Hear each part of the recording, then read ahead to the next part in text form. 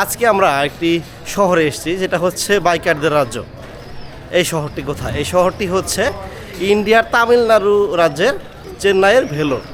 এখানে আমরা দেখেছি এই শহরটা হচ্ছে পুরোপুরি বাইকারদের।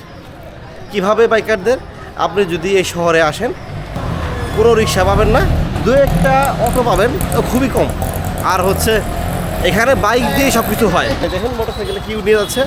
গতকাল আমি দেখেছিলাম 30টা ডিমের কেস তারা মোটরসাইকেলে উঠিয়ে নিয়ে চলে যাচ্ছে।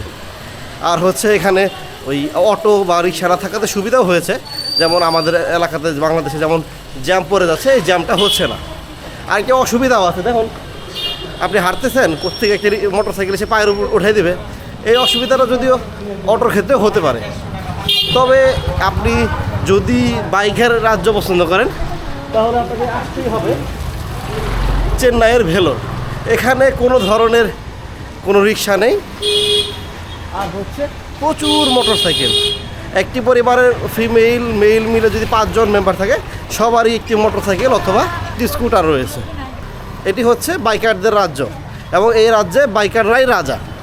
আপনারা দেখবেন এখানে বাইক দিয়ে সবাই নানা রকম কাজ করছে, কেউ একটু ঘোরাঘুরি করছে আমাদের দেশের মতো, কিন্তু অধিকাংশই সবাই বাইক ব্যবহার করছে বিভিন্ন ধরনের কাজের জন্য। যেমন দেখুন এই ভাই তার স্কুটিতে মালামাল নিয়ে চলে যাচ্ছে, স্কুটির পিছনে দেখুন সিট খুলে কেটে বসায় নিয়েছে যাতে মালামাল এতে নিয়ে যাওয়া যায়।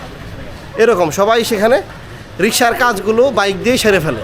প্রত্যেকটা অফিসের মধ্যে আপনি এই ধরনের বাইকের লম্বা সারি পাবেন, বাইক অথবা স্কুটির।